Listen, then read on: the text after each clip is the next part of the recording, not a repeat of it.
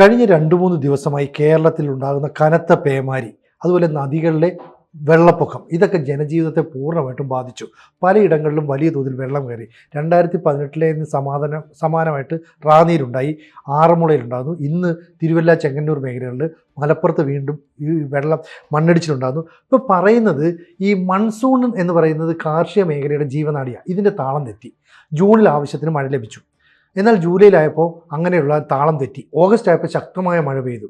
അപ്പോൾ കാലാവസ്ഥാ നിരീക്ഷണ മേഖലയ്ക്കുൾപ്പെടെ കൃത്യമായിട്ട് പ്രവചനങ്ങൾ നടത്താൻ സാധിക്കാത്തതുകൊണ്ടാണോ നമ്മുടെ സർക്കാരിന് അല്ലെങ്കിൽ ഉദ്യോഗസ്ഥർക്ക് ഇതിനെ പ്രതിരോധിക്കാൻ കഴിയാത്തത്? അതല്ല, ഈ കാലാവസ്ഥാ പ്രവചനം എപ്പോഴും ഏറ്റവും ബുദ്ധിമുട്ട് പിടിച്ചൊരു ടെക്നോളജിയാണ്. അത്യന്തം കോംപ്ലക്സ് ആയിട്ടുള്ള ഒരു ഏർപ്പാടാണ് കാലാവസ്ഥാ പ്രവചനം. നമ്മൾ പലരും വളരെ ലാഘവത്തോടെ അവരെ പരിഹസിക്കും. മഴ പെയ്യാനും പെയ്യാതിരിക്കാനും സാധ്യതയുണ്ട് എന്നൊക്കെ പറയുന്നു. അതൊക്കെ ശരി, ഒരു ലൈറ്റായിട്ടൊരു പരിഹാസം എന്നുള്ള നിലയ്ക്ക് ഞാനത് മനസ്സിലാക്കുന്നു. പക്ഷേ ലോകത്ത് പലവിധ ടെക്നോളജികളുള്ളതിൽ ഏറ്റവും കോംപ്ലക്സ് ആയിട്ടുള്ള ഒരു ഏർപ്പാടാണ് ആകാശത്ത് നടക്കുന്ന പ്രതിഭാസങ്ങൾ. അത് കുറേയൊക്കെ മുൻകൂട്ടി കാണാൻ പറ്റും. ബട്ട് അത് ചിലപ്പോൾ ലാസ്റ്റ് മിനിറ്റിൽ അത് തെറ്റിപ്പോകും. ഒരു ചെറിയ കാറ്റ് ക്രോസായിട്ട് അടിച്ചു കഴിഞ്ഞാൽ ഈ പറഞ്ഞ മേഘങ്ങളെല്ലാം കൂടെ വേറൊരു വഴിക്ക് പോവുകയും വേറൊരു സ്ഥലത്ത് മഴ പെയ്യുകയൊക്കെ ചെയ്യും. ഇത് ആക്യുറേറ്റായിട്ട് പ്രവചിക്കാൻ സാധ്യമല്ല. ബൈ ആൻഡ് ലാർജ് അവരുടെ പ്രവചനം എപ്പോഴും ശരിയാണ്. ഇത് ആളുകൾ കൃത്യമായിട്ടത് ഒബ്സർവ് ചെയ്യുന്നില്ല. അതുകൊണ്ടാണ് കാലാവസ്ഥാ പ്രവചനം ബൈ ആൻഡ് ലാർജ് സത്യമായിരിക്കും. ചില ദിവസങ്ങളിലൊക്കെ അപ്രതീക്ഷിതമായിട്ട് തെറ്റിപ്പോകും. കാരണം ഇത് ആകാശത്ത് നടക്കുന്ന ചലനങ്ങളാണ്. ആ ചലനങ്ങളിങ്ങനെ പടിഞ്ഞാറ് നിന്ന് കിഴക്കോട്ട് വരുന്നത്, ഇപ്പോൾ ദേ വരുന്നു എന്ന് പറയും, പെട്ടെന്ന് തെക്കോട്ട് തിരിഞ്ഞ് പോകും. അപ്പോൾ അതിന് കാലാവസ്ഥക്കാരന് കുറ്റം പറയാൻ പറ്റില്ല. നമുക്ക് പ്രവചിക്കാൻ പറ്റില്ല. കിഴക്കോട്ട് വരുന്ന സാധനം പെട്ടെന്ന് റൈറ്റ് ടേൺ എടുത്തിട്ട് തെക്കോട്ട് പോകുന്നു, എന്നിട്ട് ശ്രീലങ്കയിൽ പോയിട്ട് ഇങ്ങനെയൊക്കെ സംഭവിക്കാം. അപ്പോൾ അത് വെച്ചിട്ടാണ് ഞങ്ങൾ ഇതെല്ലാം അറേഞ്ച് ചെയ്തുകൊണ്ടിരുന്നത്. അത് തെറ്റിയത് കൊണ്ട് ഇത് തെറ്റി എന്ന് പറയുന്നത് മര്യാദയല്ല. അത് കാലാവസ്ഥാ പ്രവചനത്തോട് അവരോട് ചെയ്യുന്ന ഒരു അപരാധമാണ്, അവരെ കുറ്റവാളികളാക്കുന്നത്. നമ്മുടെ കഴിഞ്ഞ 2018 പ്രളയത്തിലും മോറോർലെസ് കൃത്യമായിട്ട് തന്നെ ഈ കാലാവസ്ഥാ പ്രവചനം അവർ നടത്തിയിരുന്നു. ഞാനിത് പറയാൻ കാര്യം എന്ന് വെച്ചാൽ, അന്നത്തെ ഡാറ്റ ഹൈക്കോടതിയിലൊരു കേസിന് വേണ്ടിയിട്ട് ഞാൻ കളക്ട് ചെയ്തിരുന്നു. അപ്പോൾ ഏകദേശം അവർ പറഞ്ഞ സമയത്ത് തന്നെ ഈ കാര്യങ്ങളൊക്കെ സംഭവിച്ചിട്ടുണ്ട്. പിന്നെ അവർ പറയും 26-ാം തീയതി ഉച്ചയോടുകൂടി ഇത് തീരത്ത് വരും എന്നൊക്കെ പറയും. ചിലപ്പോൾ അത് രാവിലെ തന്നെ വന്നു കളയും, അല്ലെങ്കിൽ വൈകുന്നേരം ആയിപ്പോകും. ഇത്രയേ ഉള്ളൂ. പക്ഷെ വരും എന്നുള്ളത് ഏകദേശം ഉറപ്പാണ്. അതിശക്തമായിരിക്കുമെന്ന് അവർ പറഞ്ഞാൽ ചിലപ്പോൾ അല്പം ലൈറ്റായിരിക്കും. ഈ വ്യത്യാസങ്ങളെ വരാറുള്ളൂ. ഒരു സാധാരണക്കാരൻ എന്നുള്ള നിലയ്ക്ക് എനിക്ക് yellow alert, orange alert, red alert, ഇത് സാധാരണക്കാരന് എന്താ അതിൽ ചെയ്യേണ്ടത്? ഇന്നിപ്പോൾ എറണാകുളം ജില്ലയിൽ ഓറഞ്ച് അലർട്ട് എന്ന് പറയുന്നു. ആളുകൾ എന്ത് ചെയ്യണം? അതാരും പറയാറില്ല. ഇന്ന ജില്ലകളിൽ ഓറഞ്ച് അലർട്ട്. ശരി, ഓറഞ്ച് അലർട്ട് എന്ത് ചെയ്യണം? ഞാൻ എന്താ ചെയ്യേണ്ടത്? ശ്വാസം പിടിച്ചിങ്ങനെ ടെൻഷൻ അടിച്ചിരിക്കണോ? അതോ മച്ചമ്പുറത്ത് കയറിയിരിക്കണോ? അതോ അവിടെ നിന്ന് 5 കിലോമീറ്റർ ദൂരെ എവിടെയെങ്കിലും പോയി താമസിക്കണോ? എന്താ ഞാൻ ചെയ്യേണ്ടത്? അത് കൃത്യമായിട്ട് ഇന്ന് വരെ അധികാരികൾ പറഞ്ഞിട്ടില്ല. എന്നിട്ട് റെഡ് അലർട്ട് പ്രഖ്യാപിച്ചില്ല, അത് പ്രഖ്യാപിച്ചിരുന്നെങ്കിൽ ഞാനങ്ങ് മലമറിച്ച് കളഞ്ഞേനെ എന്നുള്ള മട്ടിലുള്ള വർത്തമാനം ശരിയല്ല. ഈ വാസ്തവത്തിൽ നമ്മുടെ രാഷ്ട്രീയം ഉണ്ടല്ലോ, വളരെ സ്ട്രേഞ്ചാണ്. ഒരു അപകടം നടക്കുന്ന സ്ഥലത്ത് വരെ രാഷ്ട്രീയ മുതലെടുപ്പിന് ശ്രമം നടക്കുന്നു. അത് LDFും ചെയ്യുന്നുണ്ട്, ഇവരും ചെയ്യുന്നുണ്ട്, UDFും ചെയ്യുന്നുണ്ട്. നേരത്തെ 2018 പ്രളയത്തിൽ UDF ചെയ്തു, ഇപ്പോൾ അത് LDF ചെയ്യുന്നു. വാസ്തവത്തിൽ പ്രളയ സമയത്ത് നിങ്ങൾക്കിതെല്ലാം നോട്ട് ചെയ്തൊക്കെ വയ്ക്കാം, ഈ വീഴ്ചകളൊക്കെ. പക്ഷേ ദുരിതാശ്വാസ പ്രവർത്തനത്തിൽ ഏർപ്പെടുക എന്നുള്ളതാണ് സാധാരണഗതിയിൽ മനുഷ്യത്വമുള്ളവർ ചെയ്യേണ്ടത്. സിനിജിയുടെ കുറ്റം കൊണ്ടാണ് ഇവിടെ വെള്ളം കയറിയിരിക്കുന്നത് എനിക്ക് നന്നായിട്ടറിയാം. പക്ഷേ ആ വെള്ളത്തിൽപ്പെട്ട ആൾക്കാരെ രക്ഷിക്കണ്ടേ? അവിടെ സിനിജിയുണ്ട്. ഉം.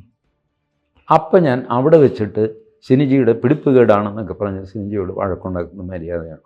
അല്ല. ഇത് വെള്ളം ഇറങ്ങട്ടെ, നമുക്ക് ഇനിയും ദിവസം സിനിജിയെ വിമർശിക്കാൻ എനിക്കിഷ്ടം പോലെ അവസരങ്ങളുണ്ട്. ഈ ദുരന്തമുഖത്ത് അത് ചെയ്യുന്നത് ഒരു മനുഷ്യത്വരഹിതമായ കാര്യമാണ്. അത് ഇത്രയുമൊക്കെ ഈ വെള്ളം കയറിയിട്ടും ഈ അപകടങ്ങളൊക്കെ ഉണ്ടായിട്ടും നമ്മൾ മനസ്സിലാക്കിയിട്ടില്ല.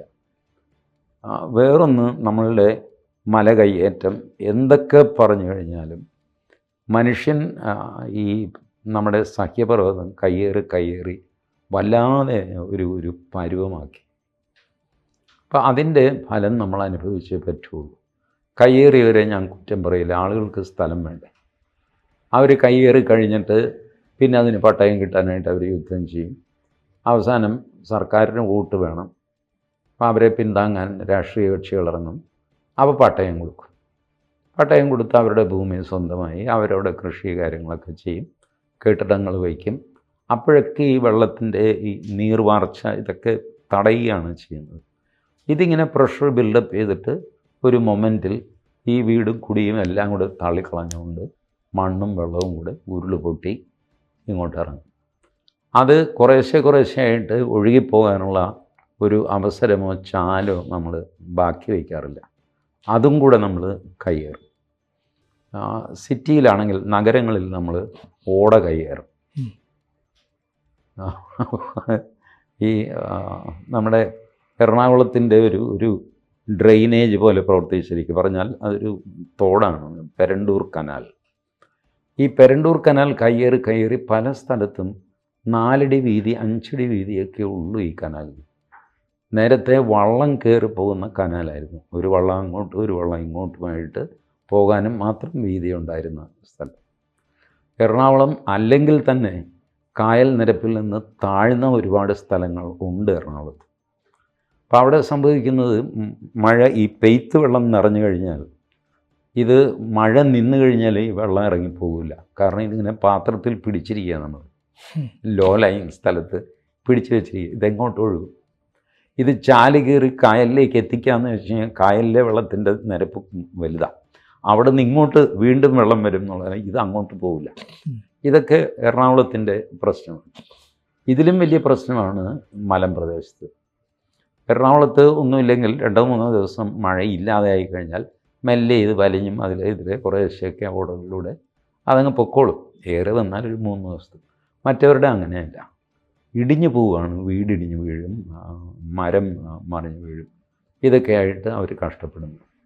അപ്പോൾ ഈ അവസ്ഥയിൽ രാഷ്ട്രീയമായിട്ട് മുതലെടുക്കാനോ അല്ലെങ്കിൽ കണക്ക് തീർക്കാനോ ശ്രമിക്കുന്നത് ശരിയല്ല. 2018 UDF അങ്ങനെ ചെയ്തില്ല, ചെയ്തു, ശരി എന്ന് വെച്ച് LDFന് ഇപ്പോൾ ചെയ്യാമോ? LDF എങ്കിലും അത് നിർത്തിവെക്കുക. നിങ്ങളന്ന് ചെയ്തതാണ്, ഞങ്ങൾക്കും ഇപ്പോൾ വേണമെങ്കിൽ ചെയ്യാം, പക്ഷെ ഞങ്ങൾ ചെയ്യുന്നില്ല എന്ന് ഗ്രേസ്ഫുള്ളായിട്ട് പറഞ്ഞിട്ട് ദുരിതാശ്വാസ പ്രവർത്തനങ്ങൾ മുഴുകുക. അതാണ് രാഷ്ട്രീയ കക്ഷികൾ ചെയ്യേണ്ടത്. നിർഭാഗ്യവശാൽ അത് ചെയ്യില്ല. Everybody enjoys A flood. കിട്ടി, ഇത് വെച്ചിട്ട് അവനെ തല്ലാം. അല്ല, നമ്മുടെ ഇപ്പോൾ ഈ പമ്പ നദി, അതുപോലെ തന്നെ മീനച്ചിലാർ, ഇതെല്ലാം കരകവിഞ്ഞൊഴുകുന്നു. പമ്പ നദി കരകവിഞ്ഞുകൊണ്ടാണ് റാന്നിയിൽ വീണ്ടും വെള്ളപ്പൊക്കം ഉണ്ടായത്. ഇതിന് പറയുന്ന ന്യായം, കുത്തിയൊലിച്ച് വെള്ളം എത്തിയപ്പോൾ ഈ നദികൾക്ക് ഈ വെള്ളത്തെ പൂർണ്ണമായിട്ടും ഉൾക്കൊള്ളാൻ പറ്റുന്നില്ല. അതിൻ്റെ കാരണം മണൽവാരൽ നടക്കുന്നില്ല, എക്കൽ വാരുന്നില്ല. പണ്ട് ഇതൊക്കെ ചെയ്യുമായിരുന്നു. അപ്പോൾ ഒരു കാലത്ത് മണൽക്കൊള്ളക്കാരുണ്ടായിരുന്നു എന്ന് പറഞ്ഞിട്ട് ആ നിയമത്തെ അന്ധമായിട്ട് അങ്ങ് നടപ്പാക്കാൻ ശ്രമിക്കുകയാണ് വേണ്ടത്. കാലത്തിനനുസരിച്ച് നമ്മൾ മാറണ്ടേ? അത് ചെയ്യേണ്ടതാണ്. അതിനൊക്കെ ഒരു സ്റ്റഡി വേണ്ടേ. ഇപ്പോൾ നമ്മൾ ഒരു 40-50 കൊല്ലം മുമ്പ് വരെ ഒരു പ്രശ്നമില്ലാതെ ഈ നദികൾ ഒഴുകിക്കൊണ്ടിരുന്നു. പിന്നെയാണ് ഈ മണൽ വരൽ നിരോധനം വരിക, പിന്നെ അത് കുറയ്ക്കുക, പിന്നെ അത് കള്ളക്കടത്ത് നടത്തുക, ഇങ്ങനെയൊക്കെയുള്ള പരിപാടികൾ വന്നു. ഇപ്പോഴും നമുക്ക് എന്താ ചെയ്യേണ്ടത്? നദികളിൽ നിയന്ത്രിതമായിട്ട് മണൽ വാരാൻ അനുവദിക്കണം. അതല്ലെങ്കിൽ വാരാനേ പാടില്ല. നദി അതിൻ്റെ പാട്ടിന് എങ്ങനെയാണെന്ന് വെച്ചാൽ ഒഴുകട്ടെ. അതാണല്ലോ പ്രകൃതിയുടെ ഇതെന്താ, നദി തോന്നുംപാട് ഒഴുകിക്കൊണ്ടിരിക്കുക. അതിൽ നിന്ന് ആരും വാരാറുമില്ല, അതിൽ കൊണ്ടുപോയി ഇടാറുമില്ല, അതിങ്ങനെ ഒഴുകിപ്പോവുകയാണ്. കുടിക്കാനോ ജലസേചനത്തിനോ ഒക്കെയുള്ള വെള്ളം എടുക്കുന്നു എന്നുള്ളതല്ലാതെ അതിൻ്റെ അടിത്തട്ട് മാന്താൻ ആരും പോകാറില്ല. അടിയിൽ മണ്ണുണ്ടെങ്കിലും ഉണ്ട്, ഇല്ലെങ്കിൽ ഇല്ല. അങ്ങനെ കുറേ കഴിയുമ്പോൾ ഇത് മെല്ലെ ഗതി മാറി ഒഴുകാനൊക്കെ തുടങ്ങും. അപ്പോൾ നമ്മൾ മാറിക്കൊടുക്കും. അതനുസരിച്ചൊക്കെയാണ് പൊയ്ക്കൊണ്ട്. അതൊന്നും ഇപ്പോൾ പറഞ്ഞിട്ട് കാര്യമില്ല. അതൊക്കെ കഴിഞ്ഞു. It's all gone. അപ്പോൾ ഇപ്പോൾ ഉള്ള സിറ്റുവേഷനിൽ സീരിയസ് ആയിട്ടൊരു സ്റ്റഡി നടത്തിയിട്ട് എന്താണ് നമുക്ക് സംഭവിക്കുന്നത് എന്ന് കണ്ടുപിടിക്കാനും അതനുസരിച്ച് നടപടിയെടുക്കാനും സാധിക്കണം. പക്ഷേ നമ്മൾ കണ്ടുപിടിക്കുകയൊക്കെ ചെയ്യും, നടപടിയെടുക്കില്ല. നടപടിയെടുക്കാൻ നേരത്ത് രാഷ്ട്രീയ സ്വാധീനവും ഇതുമൊക്കെ വരും. ഞാനിപ്പോൾ എൻ്റെ വീട് റീലൊക്കേറ്റ് ചെയ്യണം. മോഹൻദാസ് ഇവിടെ താമസിക്കുന്നത് ശരിയല്ല. മോഹൻദാസിൻ്റെ ഒരു വീട് ഇവിടുത്തെ മൊത്തം ആൾക്കാരെ അഫക്റ്റ് ചെയ്യുന്നു. ഇങ്ങനൊരു സ്റ്റഡി റിപ്പോർട്ട് വന്നു എന്ന് വയ്ക്കുക, ഞാൻ മാറിക്കൊടുക്കുക. ഞാൻ കാരണം 10-250 വീട്ടുകാരാണ് വിഷമിക്കുന്നത്. ഞാൻ മാറിക്കൊടുത്തു കഴിഞ്ഞാൽ അതിലൂടെയാണ് വെള്ളത്തിൻ്റെ സ്വാഭാവികമായ വരവ്. ഇനി ഞാൻ മാറിക്കൊടുക്കാത്തതിന് കാരണമുണ്ട്. എനിക്ക് വേറൊരു സ്ഥലത്ത് ഒരു വീട് വെച്ചിട്ട് മോഹൻദാസേ പ്ലീസ് അങ്ങോട്ട് പോക്കൂ എന്ന് പറയുന്നതിന് പകരം ഞാനിവിടെ നിന്ന് ഇറങ്ങിത്തരണേ, എൻ്റെ വീട് പൊളിക്കണം, ഞാൻ എങ്ങോട്ട് പോകും, തൽക്കാലം നിങ്ങൾക്കൊരു ലോഡ്ജിൽ താമസിക്കുക, എന്നിട്ട് സർക്കാർ ഒരു സ്ഥലം കണ്ടുപിടിച്ചിട്ട് നിങ്ങൾക്ക് വീട് വെച്ച് തരും. ഇത് കേൾക്കുമ്പോൾ എനിക്ക് ചൊറിച്ചിൽ വരും. പിന്നെ ഇത് ഒരു കാലത്തും സംഭവിക്കാൻ പോകുന്നില്ല. ഞാൻ ആ ലോഡ്ജിൽ തന്നെ കിടക്കും. 6 മാസം സർക്കാർ അതിൻ്റെ വാടക കൊടുക്കും, പിന്നെ സർക്കാർ കാശ് തരില്ല. RDO പറയും, അല്ല അത് സർക്കാരിൽ നിന്ന് അലൊക്കേഷൻ വന്നില്ല, പിന്നെ എങ്ങനെ ലോഡ്ജുകാരൻ എന്നോട് ചൂടാവാൻ തുടങ്ങും. ഇങ്ങനെയൊക്കെ ഞാൻ വഴിയാൻ നേരമാകും. അതുകൊണ്ട് ജനം ഇത് വിശ്വസിക്കുന്നില്ല. ഒരു ട്രസ്റ്റ് വേണമല്ലോ, സർക്കാർ ഒരു കാര്യം പറഞ്ഞാൽ ചെയ്യും. അതൊരിക്കലും സർക്കാർ ചെയ്യാറില്ല. ഒരു വാഗ്ദാനവും സർക്കാർ പാലിക്കാറില്ല. നിങ്ങൾക്കൊരു സംഘടനയും സെറ്റപ്പും സമരം ബഹളം ഒക്കെ ചെയ്യാനുള്ള കഴിവുണ്ടെങ്കിൽ കുറച്ചെന്തെങ്കിലും സർക്കാരിൽ നിന്ന് കിട്ടിയെന്ന് വരും. ഒരു വ്യക്തിക്ക് സർക്കാരിൽ നിന്നാണ് കിട്ടാനുള്ള ആ സ്ഥലമോ വീടോ ധനസഹായമോ ഇതൊന്നും തന്നെ സർക്കാർ കൊടുക്കില്ല എന്ന് പറഞ്ഞാൽ കൊടുക്കില്ല. അതാണ് സർക്കാരുകളുടെ പ്രത്യേകത. ഇപ്പോൾ നമ്മൾ സിൽവർ ലൈൻ അല്ലെങ്കിൽ ഹൈ സ്പീഡ് റെയിൽ എന്നൊക്കെ പറയുള്ളൂ. ഇതിന് സ്ഥലം ജനം കൊടുക്കില്ല. എന്താ കൊടുക്കാത്തത്? നിങ്ങൾ പ്രതിഫലം കൊടുക്കില്ല. അതുകൊണ്ടാണ് പ്രധാന പ്രശ്നം. അതാണ്. നാഷണൽ ഹൈവേക്ക് ആൾക്കാർ സന്തോഷത്തോടെ സ്ഥലം കൊടുക്കും. കാര്യം എന്താ? സ്ഥലം ഏറ്റെടുത്താൽ ആ സെക്കൻഡിൽ പൈസയാണ്. അതുമാത്രമല്ല, നമ്മളുടെ ഒരു 8 സെൻറ്റ് പ്ലോട്ട്, അതിലെ 5 സെൻറ്റ് നാഷണൽ ഹൈവേക്ക് വേണം. ബാക്കി 3 സെൻറ്റ് എന്ത് ചെയ്യും മനുഷ്യൻ? ഒന്നിനും കൊള്ളാത്ത ഒരവസ്ഥ. നാഷണൽ ഹൈവേ ഈ നിതിൻ ഗഡ്കരി വന്നതിന് ശേഷം നിതിൻ ഗഡ്കരി പറഞ്ഞു, ഇങ്ങനത്തെ കണ്ടീഷനിൽ ആ 3 സെൻറ്റും കൂടെ നാഷണൽ ഹൈവേ എടുക്കണം. അപ്പോൾ നാഷണൽ ഹൈവേ ഉദ്യോഗസ്ഥന്മാർ പറഞ്ഞു, സാറേ ആ 3 സെൻറ്റ് കിട്ടിയിട്ട് നമുക്ക് ഒരു കാര്യമില്ല, ചുമ്മാ ഒരു 3 സെൻറ്റ് ഇങ്ങനെ തള്ളി നിന്നിട്ട് എന്താ കാര്യം? പുള്ളി പറഞ്ഞു, കാര്യം നമുക്കല്ല, അയാൾക്കാണ്. നിങ്ങൾ അയാളുടെ 5 സെൻറ്റ് എടുക്കുന്നു, ഈ 3 സെൻറ്റ് അയാൾ എന്ത് ചെയ്യും? അയാൾക്ക് വിൽക്കാനും പറ്റില്ല, അവിടെ സാർത്ഥകമായിട്ടൊന്നും ചെയ്യാനും പറ്റില്ല. അതുകൊണ്ട് ആ 3 സെൻറ്റും കൂടെ നമ്മൾ എടുക്കുക. ഇങ്ങനെ ചെയ്തു. അതോടെ എല്ലാവർക്കും സന്തോഷമായി. നാട്ടുകാർക്കെല്ലാം നാഷണൽ ഹൈവേക്കാണെങ്കിൽ കൊടുക്കും, റെയിൽവേക്കാണെങ്കിൽ കൊടുക്കില്ല. കാരണം റെയിൽവേയിൽ ഈ ചട്ടമില്ല. റെയിൽവേ ഇന്ത്യൻ റെയിൽവേ അല്ല, നമ്മുടെ ഈ മെട്രോ റെയിൽ, സ്പീഡ് റെയിൽ എന്നൊക്കെ പറഞ്ഞു. ഇത് ആദ്യം തന്നെ സർക്കാർ പറയണം, എന്താ ഇന്ന സ്ഥലത്ത് ഇന്ന സർവേ നമുക്ക് സ്ഥലം എടുക്കും, അത് ഞങ്ങൾ ന്യായമായ വില, അതിന് നിശ്ചയിക്കപ്പെട്ടൊരു വിലയുണ്ടല്ല, ആ വില ഓൾറെഡി നിങ്ങളുടെ കയ്യിൽ വെച്ച് തരും. എന്നിട്ട് നിങ്ങൾ സ്ഥലം തന്നാൽ മതി. പൈസ ആദ്യം തരും, പിന്നെ സ്ഥലം ഒഴിഞ്ഞു. ഇത് പറഞ്ഞു നോക്കിയ ആൾക്കാർ സ്ഥലം തരും. ഞാനിത് വർഷങ്ങൾക്ക് മുമ്പ് 80കളിലാണ് കേട്ടോ, ഹരിയാനയിൽ നമ്മളുടെ ഓം പ്രകാശ് ചൗട്ടാലാണെന്നാണ് എൻ്റെ ഓർമ്മ, മുഖ്യമന്ത്രി. ആ കാലിനൊരു അല്പം പ്രയാസമുള്ള ആൾ. അതോ അതിന് മുമ്പ് ഹരിയാനയിലാണ്. 2000 ഏക്കർ സ്ഥലം വേണം ഒരു പ്രോജക്റ്റിന്. 400 കർഷകരെ മറ്റും ഉണ്ട്. അവരുടെയിലാണ് ഈ 2000 ഏക്കർ. ഇദ്ദേഹം ഒരു മുനിസിപ്പൽ ഹാളിൽ ഈ 400 പേരുടെ യോഗം വിളിക്കുന്നു. മുഖ്യമന്ത്രിയുണ്ട്, റവന്യൂ മന്ത്രിയുണ്ട്, ജില്ലാ കളക്ടറുണ്ട്, തഹസിൽദാരുണ്ട്, വില്ലേജ് ഓഫീസറുണ്ട്, ട്രഷറി ഓഫീസറുണ്ട്, ക്യാഷ് 2 പോലീസുകാർ തോക്കൊക്കെ ആയിട്ട് ക്യാഷ് ബോക്സ് കൊണ്ടുവന്നു. പുള്ളി വിളിച്ചു, സംസാരിച്ചു, എന്ത് തരണം 1 ഏക്കറിന്? ഒന്നുകൊണ്ടും പേടിക്കേണ്ടത്, കാശ് ഇവിടെ ഇരിപ്പുണ്ട്. നിങ്ങളിപ്പോൾ സമ്മതിച്ചു കഴിഞ്ഞാൽ രജിസ്ട്രാറും ഒക്കെ ഉണ്ട്, ആധാരം എഴുതി തയ്യാറാക്കി ഇവിടെ ഇരുന്ന് തന്നെ രജിസ്റ്റർ ചെയ്തിട്ട് നിങ്ങളുടെ കാശ് ഞാൻ തരും. രാവിലെ 9-9:30 തുടങ്ങിയ യോഗം വൈകുന്നേരം 5 മണിക്ക് അവസാനിക്കുമ്പോൾ 2000 ഏക്കർ വസ്തു അക്വയർ ചെയ്തിട്ട് ആ മനുഷ്യൻ കാറിൽ കയറിപ്പോയി. എല്ലാവരും ഹാപ്പി, എല്ലാവർക്കും പൈസ കൊടുത്തു. അന്നൊക്കെ ക്യാഷാണില്ല. ക്യാഷ് ചെക്ക് കൊടുത്തിട്ട് പിന്നെ ചെക്ക് മടങ്ങി എന്നൊക്കെ പറഞ്ഞ് ഒന്നും വേണ്ട. ട്രഷറി നിയന്ത്രണം ഒന്നും നിങ്ങൾക്ക് ബാധകമല്ല, ക്യാഷ് പിടിച്ചു.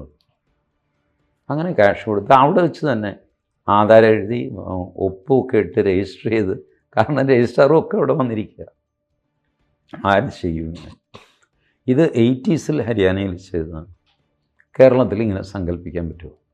പക്ഷേ ഇത് ചെയ്താൽ എന്താ കുഴപ്പം? ഒരു കുഴപ്പമില്ല, ചെയ്യില്ല. അത് തന്നെ ഇത് നമ്മൾ കാട്ടിലെത്തടി തേവരുടെ ആന എന്നുള്ള മട്ടിലാണ് ഇപ്പോഴും പോകുന്നത്. ഒരു സ്കീം ഗവൺമെൻറ് അനൗൺസ് ചെയ്ത് കഴിഞ്ഞാൽ അത് നേരെ കൊണ്ടുപോകില്ല. അതിനോട് ആത്മാർത്ഥതയുള്ള ഉദ്യോഗസ്ഥന്മാരില്ല. അഥവാ ഒരാളുണ്ടെങ്കിൽ അയാളെ ചീത്തയാക്കാനായിട്ട് ബാക്കി ഉദ്യോഗസ്ഥന്മാർ ശ്രമിക്കും. ഇങ്ങനെയൊക്കെ ചെയ്ത് വളരെ കെട്ടുപിണഞ്ഞ് കിടക്കുന്ന ഒരു അവസ്ഥയാണ് കേരളത്തിൻ്റെ. ഇങ്ങനത്തെ ഒരു ഏർപ്പാട് ഇപ്പോൾ തമിഴ്നാട്ടിൽ അവിടെയും കൈക്കൂലിയൊക്കെ മേടിക്കുന്ന ഉദ്യോഗസ്ഥന്മാരുണ്ട്. അവരാരും സ്വർഗത്തു നിന്ന് വന്നവരൊന്നുമല്ല. പക്ഷേ അവർ കൈക്കൂലി വാങ്ങിച്ചാൽ ആ ജോലി ചെയ്തിരിക്കും. കേരളത്തിൽ കൈക്കൂലിയും കൊടുക്കണം, ജോലിയും ചെയ്യില്ല. കൈക്കൂലി കൊടുത്തിട്ട് പിന്നെ ഇയാളുടെ പിന്നാലെ നടക്കേണ്ട അവസ്ഥയൊക്കെ കേരളത്തിലുണ്ട്. ഞാനിത് എല്ലാ ഉദ്യോഗസ്ഥരും അങ്ങനെയല്ല, കുറേ അധികം പേര് നല്ല മനുഷ്യരുണ്ട്. അതുകൊണ്ടാണ് ഇത് മുടിഞ്ഞു പോകാതെ നിൽക്കുന്നത്. അല്ലെങ്കിൽ തീ പിടിച്ചു പോയനെ. ഈ ബൈബിളിൽ പറഞ്ഞ പോലെ ദൈവം ഗന്ധകവും തീമഴയും വർഷിച്ച് കത്തിച്ച് കളഞ്ഞേനെ. ഇത് നല്ല മനുഷ്യർ കുറേ ഉള്ളതുകൊണ്ടാണ് അങ്ങേര് തീ വയ്ക്കാത്തത്. അവർ രാവിലെല്ലാതെ കഷ്ടപ്പെടുന്നുമുണ്ട്. സിനിജി നോക്കി ഒരു വില്ലേ ഓഫീസിൽ ഒരു 3 ഉദ്യോഗസ്ഥർ ആത്മാർത്ഥതയുള്ളവരുണ്ടെന്ന് വെച്ചു. സകല ജോലിയും അവരുടെ തലയിലായി. അവരവരുടെ മൊബൈൽ നമ്പർ ഓരോ കാര്യത്തിന് വരുന്നവർക്ക് കൊടുക്കും, എന്നെ വിളിച്ചാൽ മതി. അവരുടെ ഫോൺ നിർത്താതെ വീട്ടിൽ ചെന്നാലും അടിച്ചുകൊണ്ടിരിക്കും. സാറേ എൻ്റെ കടലാസ് ശരിയല്ല, ഞാനത് ശരിയാക്കി വെച്ചിട്ടുണ്ട്, നാളെ ഉറപ്പായിട്ട് തരും കേട്ടോ എന്നൊക്കെ പറഞ്ഞ് ഇവർക്കിത് 24 മണിക്കൂറും അവർ ഡ്യൂട്ടിയിലാണ്. ബാക്കി കുറച്ച് പേര് സൂചിച്ചുകൊണ്ടിരിക്കും. കാരണം ഇയാൾ മുരടനാണ്, ഇയാൾ ഫോൺ എടുക്കില്ല, എടുത്താൽ തന്നെ ഇയാൾ തട്ടിക്കയറും, വീട്ടിലെ മനുഷ്യനെ ഉപദ്രവിക്കുന്നു രാത്രി 10 മണിക്ക് എന്നൊക്കെ പറഞ്ഞിട്ട്. അപ്പോൾ പിന്നെ ആളുകൾ പേടിച്ചിട്ട് ഈ മനുഷ്യനെ വിളിക്കില്ല.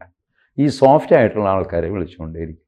അങ്ങനെ ഒരു വിഭാഗം ഉദ്യോഗസ്ഥകളും ശ്വാസം മുട്ടി കാളയെ പോലെ പണിയെടുക്കുകയും വേറെ കുറച്ച് പേര് എൻജോയ് ചെയ്യുകയൊക്കെ ചെയ്ത്. ഇവർക്കൊക്കെ യൂണിയനുണ്ട്. ഇപ്പം മിണ്ടാൻ പറ്റില്ല.